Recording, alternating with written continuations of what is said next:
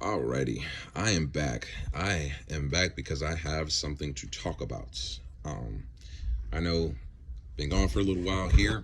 It's neither here nor there. Basically, didn't have too much to say at that time, but now I do. So, today, I was just scrolling on my Facebook while I was at work and probably shouldn't have been, but that's once again not the point. In my scrolling, I saw a person who I have a lot of mutual friends with sharing an anecdote about their life over the past couple of years, the hardships that they have gone through, and how it has brought them to where they are today. In that list of the hardships, nonchalantly mentioned was an abortion. This person ended up killing one of their children because of a failed marriage that they were in, and they felt they couldn't afford the child even though they already had three. And everybody that was my mutual friends, people that I know and we're seeing in the comment section, were congratulating the person on the space that they were in, were talking about how strong they are, how happy they were for them and stuff like that. And I thought about it, but I didn't make any mention of the fact that this person nonchalantly brought up that they killed a child, because I know that, one, a lot of people don't feel the same way about abortion that I do. So there's really not a lot of point in bringing that up in this type of a group setting. But also because I know I don't actually know the girl enough that, if I were to say something about that, knowing that I've never had a real conversation with this person in real life, like, what does that really say?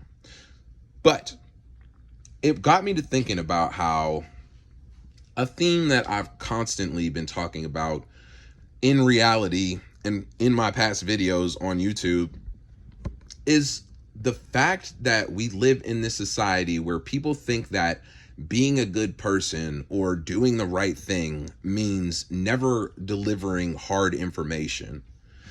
Nobody practices candor anymore. People practice avoiding delivering information that is important if it has a negative aspect to it, so much so that it actually does the people who need to hear the information a disservice. And by that measure, I'm going to be getting into some religious talk here because that's a sin, actually.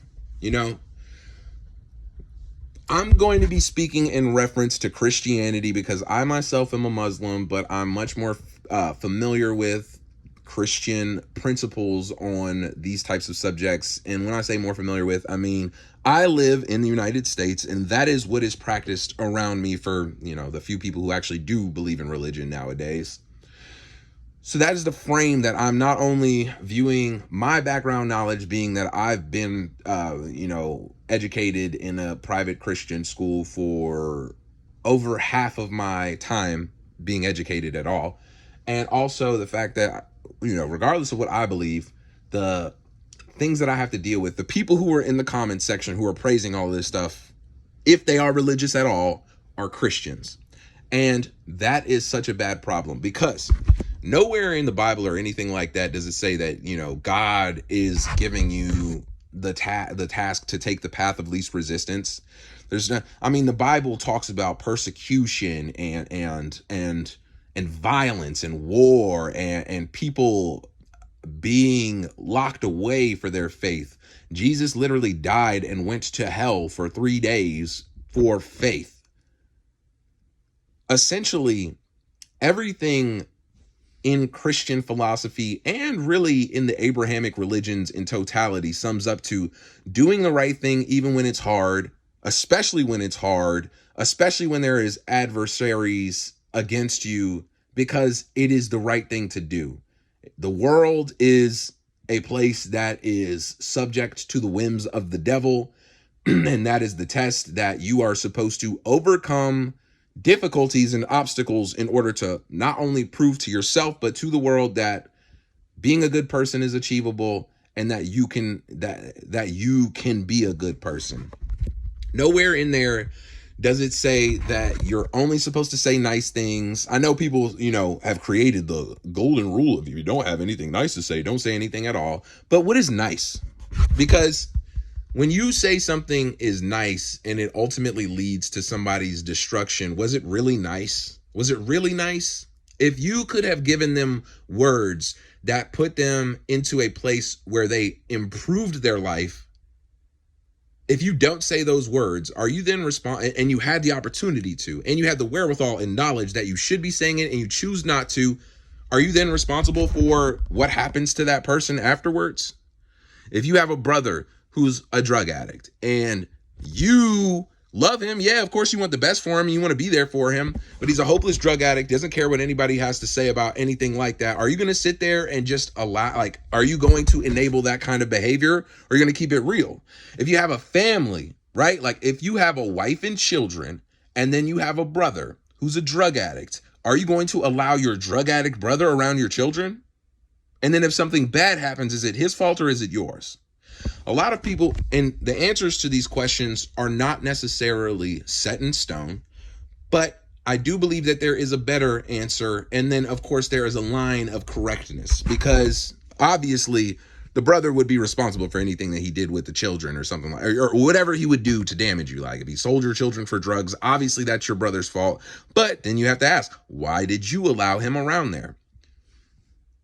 And it's, when you talk about life like this, it's not to place blame on somebody and be like, it's all your fault. Now, what, you go to hell? No.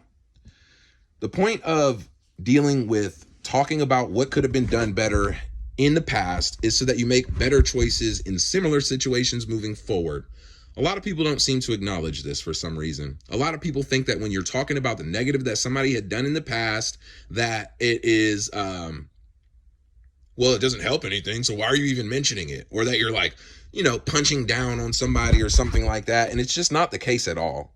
Because when you sit there and you talk about how strong somebody was and for coming out of it, and they didn't actually come out of the issues that they're experiencing, this girl who I'm talking about, I'm going to refer it back to her. And this is only from this one post that I've seen. I didn't even know this person was on my friends list until today. So this is not something where I've been thinking deeply, long and hard about it, or to have too much information on.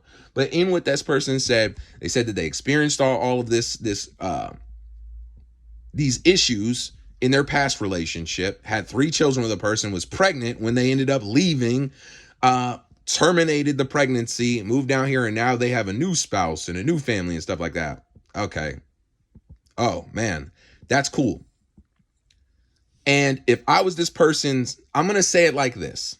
In today, if I was this person's friend, in today's outlook on these kind of things, societally, I would be expected to be happy for them and congratulating them and telling them that they deserve, the place that they're at right now, and wishing nothing but good for them.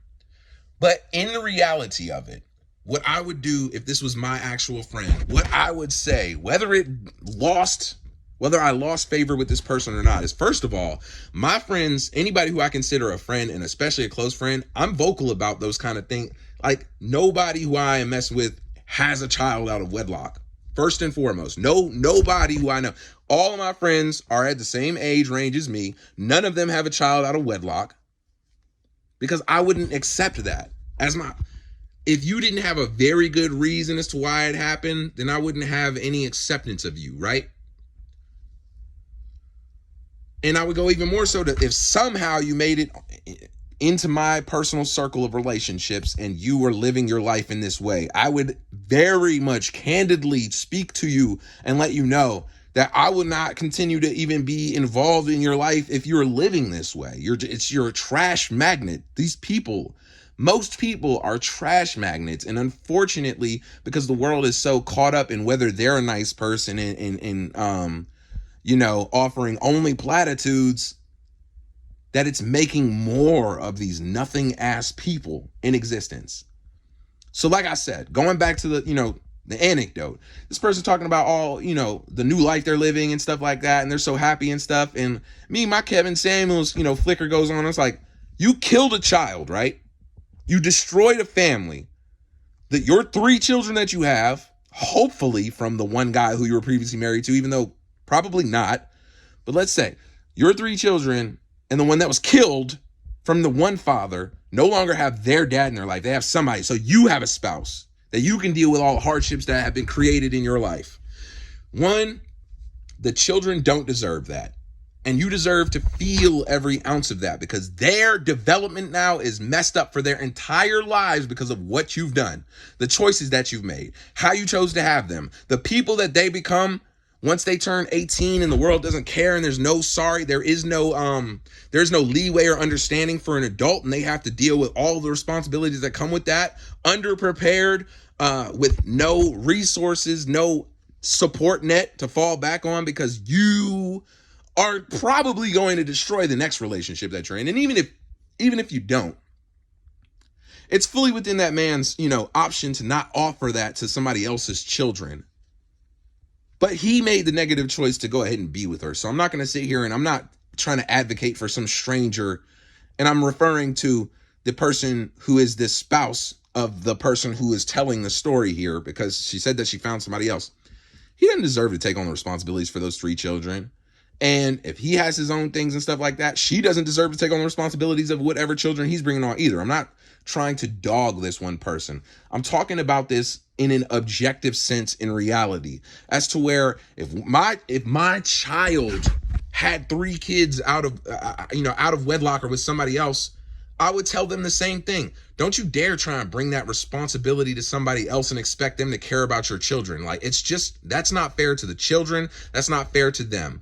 You have already messed up. And I know a lot of people hate hearing that, because they don't want to deal with the finality of maybe there are some things in your life that you've done that you can't undo. But I would much rather, if that is the case, I would rather tell you that so you can at least face the reality and try and mitigate whatever issues that you've caused in yourself for the remaining time that you have. But more so to use you as an example for the people who haven't made the dumbass decision that you have and are potentially going down the same path. If I can show them a perfect example of a bad example and where their life will end up, and be very honest with them and open about steps that they can take to avoid that, I'm going to use you as the example every time. I don't care about how it makes you feel. I don't care. I don't care if it hurts your feelings when somebody brings up all the terrible choices that you made and says, hey kids, don't be like that loser. Don't do those things. And I do the same thing for myself all of the time, because that's what doing justice, that's what doing the right thing looks like. And I know that a lot of people have this idea that I'm no better than the next man, I'm humble and stuff like that, and you feel that it's not your place to speak in this way upon somebody, but it really is. First and foremost, if you're a Christian, the Bible tells you that if your brother's doing wrong, you're supposed to tell them something about that. And if your brother's doing wrong and you fully observe that your brother's doing wrong and you don't tell him something about what he's doing wrong, now you're doing something wrong. So if you believe in that, then actually act like you believe in that. And if you don't believe in that, that's fine. Because I'm not a Christian, I'm a Muslim. But a lot of the tenets of belief in this way are the same. Meaning, obviously, to the umpteenth degree in Islam, if somebody is not operating the way that they're supposed to, there's going to be something done about that. Because it's a religion that is not afraid of conflict. Christianity seems to be a religion that is deeply afraid of conflict in its current form. Obviously not historically, but modern Christians and modern Christianity avoids conflict at all costs and takes the path of least resistance. That is not what Jesus Christ taught any of us, and you guys should really be ashamed of yourself in that regard. I could literally talk about this forever, but I'm trying not to make this too long of a video here because this was something that really quickly caught my attention, and I wanted to say all of this right then and there in the comment section, but I knew I would probably get blocked, reported, ignored, or, people would just criticize me and say, oh, you're mean, you're da-da-da-da, this, that, and the other. And it's just like, bro, when I hear that, I just think about, one, the 3 children who are caught in this bull that their parent is creating. And then I think about the one who didn't even get to make it onto this planet because this person who created this child, created a life, decided that all of a sudden they couldn't handle it. It's disgusting to me. But that's where I'll leave this video. I'm back, y'all.